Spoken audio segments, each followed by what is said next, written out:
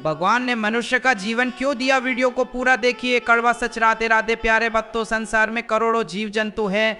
कोई जल में रहता है, कोई आकाश में उड़ता है, कोई वन में भटकता है, कोई रेंगता है, कोई गर्भ में ही मर जाता है। पर इन सब में केवल मनुष्य को ही ऐसा जीवन मिला जिसमें वो सोच सकता है, समझ सकता है, सही गलत का निर्णय कर सकता है और सबसे बड़ी बात, भगवान को जान सकता है। तो प्रश्न उठता है, भगवान ने मनुष्य को ही ऐसा विशेष जीवन क्यों दिया? क्या केवल खाने पीने, कमाने और मरने के लिए, या इसके पीछे कोई बहुत गहरा रहस्य छुपा है? आज की यह कथा उसी रहस्य को उजागर करेगी। देवताओं की जिज्ञासा। एक बार स्वर्गलोक में देवताओं के मन में भी यही प्रश्न उठा। इंद्र, वरुण, अग्नि, वायु सब एकत्र होकर ब्रह्मा जी के पास गए। देवताओं ने पूछा, हे पितामह, आपने असंख्य योनियां बनाई है, पर मनुष्य को ही इतनी बुद्धि, विवेक और स्वतंत्रता क्यों दी? वह तो सबसे अधिक पाप भी करता है। ब्रह्मा जी मुस्कुराए और बोले, यदि तुम सच जानना चाहते हो तो नारद को पृथ्वी पर भेजो। नारद मुनि पृथ्वी पर। नारद मुनि पृथ्वी पर आए।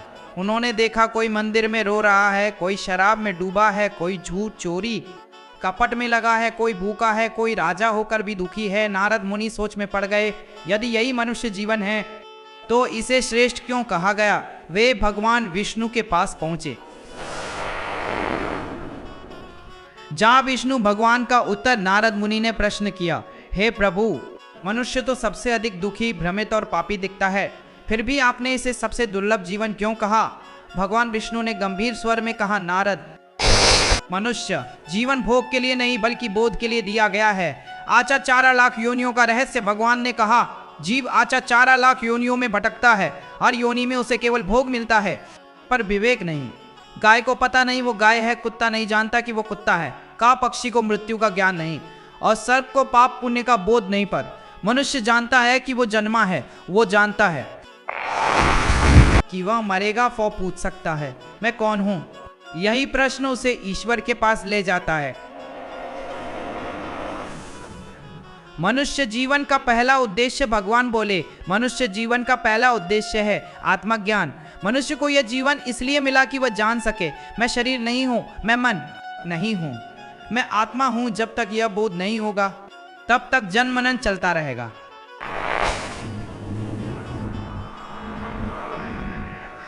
स्वतंत्र इच्छा का वरदान। भगवान ने कहा, मैंने मनुष्य को स्वतंत्र इच्छा दी है। वो चाहे तो मंदिर जाए या शराब खाना, सत्य बोले या झूठ सेवा करे या शोषण, यही स्वतंत्रता उसे देवता भी बना सकती है और राक्षस भी। कलयुग का विशेष कारण, भगवान बोले, कलयुग में मनुष्य जीवन और भी मूल्यवान है। क्यों? क्योंकि थोड़ा नाम जप सा बड़ा फल, थोड़ा दान दाम बड़ा पुण्य, थोड़ी श्रद्धा मोक्ष का द्वार। कलयुग में ईश्वर को पाना सबसे आसान है, फिर भी मनुष्य भटक रहा है। चेतावनी। भगवान ने नारद से कहा, यदि मनुष्य यह जीवन केवल धन, वासना और अहंकार में गवा दे तो वह पुनः पशु योनि में चला जाता है। इसलिए शास्त्र कहते हैं, मनुष्य जन्म दुर्लभ है। भाग 1 में आपने जाना कि मनुष्य जीवन भोग के लिए नहीं बल्कि बोध के लिए मिला है। अब प्रश्न उठता है, आत्मा मनुष्य बनती ही क्यों है? सबको मनुष्य जन्म क्यों नहीं मिलता? इस कर्म से देवता, पशु या मनुष्य जन्म मिलता है। आज का यह भाग इन्हीं गूढ़ रहस्यों को खोलता है। आत्मा की यात्रा का प्रारंभ शास्त्र कहते हैं, ना जायते म्रियते व कदाचित। आत्मा ना जन्म लेती है ना मरती है। जब शरीर नष्ट होता है तो आत्मा सूक्ष्म शरीर, मन, बुद्धि, अहंकार के साथ अगले जन्म की यात्रा पर निकलती है। मृत्यु के बाद आत्मा कहाँ जाती है?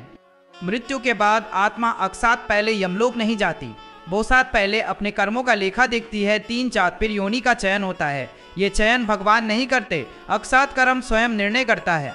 बसात कर्म का अदृश्य न्यायालय। नारद मुनि ने देखा एक विशाल लोक जहाँ कोई न्यायाधीश नहीं, कोई वकील नहीं, फिर भी पूर्ण न्याय हो रहा है। विष्णु भगवान बोले, यह है कर्मलोक। यहाँ आत्मा स्वयं अपना फैसला सुनाती है। से योनि कैसे तय होती है? भगवान ने बताया, पशु योनि कब मिलती है? जब केवल पेट के लिए जीवन जिया वासना में डूबा रहा, क्रोध और हिंसा से भरा रहा, विवेक का प्रयोग नहीं किया। माँ पक्षी योनि कब? जब चंचलता अधिक रही, स्थिरता नहीं थी, जिम्मेदारी से भागा। राक्षसी योनि कब? जब दूसरों को पीड़ा दी, निर्दोषों का शोषण किया, अहंकार को ही भगवान मान लिया। देव योनि कब? जब बहुत पुण्य किया पर भोग की इच्छा शेष रही, ईश्वर की चाह नहीं जागी, मनुष्य योनि कब मिलती है? भगवान ने गंभीर स्वर में कहा, मनुष्य वही बनता है जिसके भीतर मोक्ष की संभावना होती है। मनुष्य जन्म उन्हीं को मिलता है जिन्होंने पिछले जन्म में कुछ पुण्य किया, जिनके भीतर प्रश्न जागा, मैं कौन हूँ, जिनमें भोग से उबन आ चुकी है। मनुष्य जन्म क्यों सबसे दुर्लभ? 8 लाख योनियों में 8 तरह, 9 मिलिस्मे कम्युनिस्मे का, 9 मिलिस्मे कम्युनिस्मे कम्युनिस्मे कम्युनिस्मे कम्युनिस्मे कम्युनिस्मे कम्युनिस्मे कम्युनिस्मे 8 इसीलिए कहा गया। मनुष्य जन्म दुर्लभ है।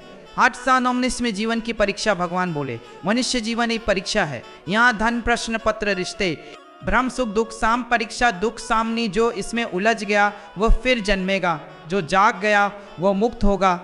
एक रहस्यमय उदाहरण, एक आत्मा रो रही थी। नारद ने पूछा, क्यों रो रहे हो? आत्मा बोली, मुझे मनुष्य जन्म मिला था पर मैंने उसे केवल कमाने, खाने और दिखावे में गवा दिया। अब वह पुनः पशु योनि में जा रही थी। चेतावनी, शास्त्रीय सत्य, जो मनुष्य जीवन में ईश्वर को नहीं खोजता वह पुनः अंधकार में लौट जाता है। अब सबसे बड़ा प्रश्न, मनुष्य जीवन में आखिर करना क्या है? क्या केवल पूजा कर लेना ही काफी है? धन, परिवार और इच्छाएं गलत है क्या? इस भाग में भगवान स्वयं इन प्रश्नों का उत्तर देते हैं। और मनुष्य जीवन का पंचसूत्र भगवान विष्णु ने नारद से कहा, मनुष्य जीवन 5 उद्देश्यों के लिए दिया गया है। ये 5 उद्देश्य हैं। ओमे का भी धर्म, धर्म धर्म धर्म नहीं अर्थ, 3 चा काम, 4 सेवा, 5 पर मोक्ष। जो इनमें संतुलन नहीं बनाता उसका जीवन उलझ जाता है। ठान भाव, धर्म जीवन की नींव। धर्म का अर्थ केवल पूजा नहीं। धर्म मतलब सत्य बोलना, किसी का हक ना मारना, कि माता पिता का सम्मान, चापराए दुख में सहभागी बनना। भगवान बोले धर्म के बिना किया गया हर कर्म बंधन बन जाता है। 2 अर्थ पर आसक्ति नहीं। धन कमाना पाप नहीं, पाप है। धन के लिए झूठ, सार धन के लिए अन्याय, एक धन को ही भगवान मान लेना। भगवान ने कहा धन साधन है, साध्य नहीं। काम पर मर्यादा के साथ इच्छाएं होना स्वाभाविक है, पर वासना में गिर जाना पतन। संयम के साथ जीवन से उन्नति। शास्त्र कहते हैं काम धर्म के अधीन हो। 4 पाप, सेवा ईश्वर का सीधा मार्ग। नारद ने पूछा, भगवान सबसे सरल साधना कौन सी है? भगवान बोले निस्वार्थ सेवा, भूखे को भोजन, दुखी को शब्द, बीमार को सहारा, यही सच्ची पूजा है। 5 मोक्ष, अंतिम लक्ष्य मोक्ष का अर्थ ना जन्म, ना मृत्यु, ना भय, ना दुख। भगवान बोले जो मनुष्य यह भूल जाता है वह बार बार जन्म लेता है। वो आज का मनुष्य क्यों भटक रहा है? भगवान बोले क्योंकि वो केवल अर्थ और काम में फंस गया है, धर्म, सेवा और मोक्ष भूल गया है। इसलिए धन होते हुए दुख, परिवार होते हुए अकेलापन, भोग होते हुए खालीपन की सी एक गुड़ कथा। एक राजा था, सब कुछ था, फिर भी वो रोता था। नारद ने पूछा क्यों दुखी हो? राजा बोला मेरे पास सब है पर शांति नहीं। नारद ने कहा क्योंकि तूने जीवन का उद्देश्य भूल गया। चेतावनी, जो मनुष्य जीवन को केवल भोग समझता है वो अगला जन्म भी मांगता है। अब तक आपने जाना मनुष्य जीवन मोक्ष के लिए है, कर्म ही अगला जन्म तय करता है। धर्म, अर्थ, काम, मोक्ष का संतुलन जरूरी है। अब प्रश्न यह है फिर भी मनुष्य असफल क्यों होता है? इतनी पूजा के बाद भी शांति क्यों नहीं? भगवान किससे प्रसन्न होते हैं? आज का यह भाग इन्हीं रहस्यों को उजागर करता है। मनुष्य जीवन की सबसे बड़ी भूल, भगवान विष्णु ने नारद से कहा मनुष्य की सबसे बड़ी भूल है अपने को शरीर समझ लेना। जब मनुष्य सोचता है मैं सुंदर हूं, मैं वह आप सो आज कर तो का जब को एक समतराता अमीर हूं, मैं बड़ा हूं, तभी अहंकार जन्म लेता है। और अहंकार भगवान से सबसे बड़ी दूरी है। पूजा कब व्यर्थ हो जाती है? नारद ने पूछा हे प्रभु, लोग रोज मंदिर जाते हैं फिर भी दुखी क्यों हैं? भगवान बोले जब पूजा व्यापार बन जाए तब वह व्यर्थ हो जाती है। जब मनुष्य कहता है मैंने दीप जलाया, अब तू मेरी इच्छा पूरी कर, यह भक्ति नहीं, सौदा है। कर्म और भक्ति का रहस्य, भगवान बोले भक्ति कर्म मिटाती है पर कर्म का घमंड भक्ति मिटा देता है। यदि कोई कहे मैं बड़ा दानी हूँ, मैं बहुत पूजा करता हूँ, तो समझो भक्ति नहीं, अहंकार बोल रहा है। सच्चा भक्त कौन? भगवान ने 4 लक्षण बताए। 100 विनम्रता, सच्चा भक्त कभी खुद को बड़ा नहीं मानता। 200 समर्पण, जो मिला उसी में भगवान को देखे। 3 भी 7 करुणा, दूसरों के दुख से उसका हृदय पिघल जाए। 4 में विश्वास, दुख में भी भगवान से शिकायत नहीं।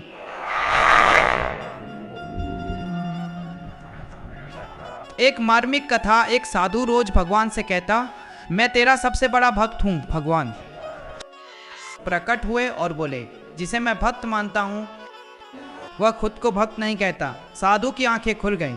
दिखावे की भक्ति का परिणाम भगवान बोले, जो भक्ति दिखावे के लिए करता है उसे केवल समाज का सम्मान मिलता है, भगवान का नहीं। कलयुग की सच्ची भक्ति, भगवान ने कहा, कलयुग में सच्ची भक्ति है नाम स्मरण सदाचार, बिना दिखावा, बिना अहंकार, बिना अपेक्षा। तो अंतिम चेतावनी, यदि मनुष्य जीवन में अहंकार नहीं छोड़ा तो पूजा भी बंधन बन जाएगी। अब सबसे बड़ा प्रश्न, कलयुग जैसा कठिन समय हो तब साधारण मनुष्य क्या करे? क्या मोक्ष केवल सन्यासियों के लिए है? इस भाग में भगवान स्वयं इसका उत्तर देते हैं। कलयुग का विशेष वरदान। भगवान विष्णु ने नारद से कहा, कलयुग दोषों का भंडार है, फिर भी इसमें एक महान गुण है और वह गुण है नाम स्मरण। नाम जप क्यों सबसे श्रेष्ठ? सतयुग में ध्यान, त्रेता युग में यज्ञ, द्वापर में पूजा पर, कलयुग में केवल नाम जप ही मोक्ष का सरल मार्ग है। क्योंकि मन अशांत है, समय कम है, शक्ति सीमित है। और नाम में इतनी शक्ति क्यों? भगवान बोले, मेरा नाम मेरी पूरी शक्ति का सार है। जैसे आग का नाम लेने से आग नहीं जलाती, पर भगवान का नाम हृदय की अग्नि जला देता है। नाम पाप को जलाता है, नाम भय को मिटाता है, वही पाई को मिटाता है।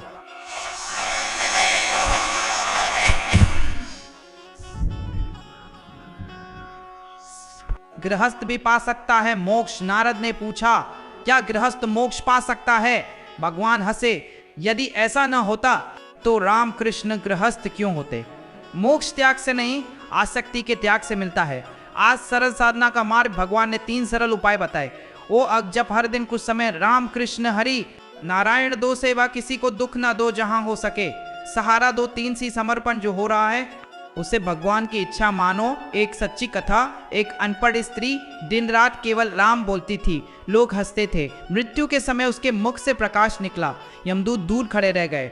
नाम जप और कर्म, भगवान बोले, नाम जप कर्म को काटता नहीं पर उसका भार हल्का कर देता है, इसलिए कष्ट आते हैं पर तोड़ते नहीं, झुकाते नहीं। सावधानी, नाम जब भी यदि अहंकार से किया जाए तो फल नहीं देता। अब तक आपने जाना मनुष्य जीवन मोक्ष के लिए है, अहंकार भक्ति को नष्ट करता है। कलयुग में नाम जप सबसे बड़ा साधन। अब प्रश्न उठता है, मृत्यु के समय क्या होता है? आत्मा किसे याद करती है? कौन सफल जीवन बिताता है और कौन असफल? इस भाग में भगवान इसका रहस्य स्पष्ट करते हैं। समृत्यु का समय आत्मा की परीक्षा। भगवान विष्णु ने कहा, मनुष्य जीवन केवल जन्म मरण का खेल नहीं, मृत्यु समय भी बड़ा शिक्षक है।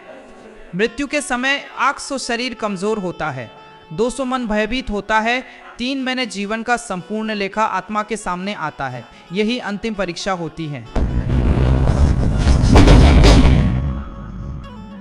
800 समय भी बड़ा फ्राम 100 पैसों करती है। भगवान ने कहा, मनुष्य मृत्यु के समय वही याद करता है जिसे उसने अपने हृदय में सबसे अधिक रखा। यदि अहंकार और भोग याद आए, आत्मा जन्म मरण के चक्र में फंसती है। यदि सेवा, भक्ति और भगवान का नाम याद आए, आत्मा सीधे मोक्ष की ओर बढ़ती है। अंतिम निर्णय, कर्म और नाम का मिलन। नारद मुनि ने पूछा, क्या मृत्यु समय कर्म ही तय करता है? भगवान बोले, कर्म तय करता है जन्म, नाम और भक्ति तय करते हैं मुक्ति या बंधन। सफल जीवन के लक्षण, अहंकार ना होना, 200 सदाचार में लगे रहना, सदाचार में लगे रहना, 3 चीज नाम जप और सेवा का अभ्यास, 4 धर्म और मोक्ष की दिशा में जीवन। जो मृत्यु के समय ये सभी याद करता है उसका जीवन सफल माना जाता है। असफल जीवन की स्थिति, जो मनुष्य केवल भोग में लगा रहा, पूजा और सेवा दिखावे के लिए किया। मृत्यु के समय अहंकार और भय में फंसा, वो जीवन असफल कहलाता है। आत्मा पुनः जन्म के चक्र में लौट जाती है। उन्हीं अंतिम चेतावनी, मनुष्य जीवन दुर्लभ है। यदि इसे केवल भोग और अहंकार में गवा दिया तो 8 साल बाद ची में लाख योनियों में भटकना पड़ेगा। भाग 6 का सार, रेल। मृत्यु समय अंतिम परीक्षा। आत्मा वही याद करती है जो हृदय में है। नाम जप, सेवा और भक्ति मोक्ष देते हैं, अहंकार और भोग जीवन व्यर्थ कर देते हैं। समापन, भगवान ने नारद से कहा, मनुष्य को जीवन दिया ताकि वो बोध करे, अहंकार छोड़े, भक्ति करे और मोक्ष पाए। यही जीवन का परम रहस्य है। राधे राधे प्यारे भक्तों, वीडियो अगर पसंद आया तो लाइक शेयर जरूर करें।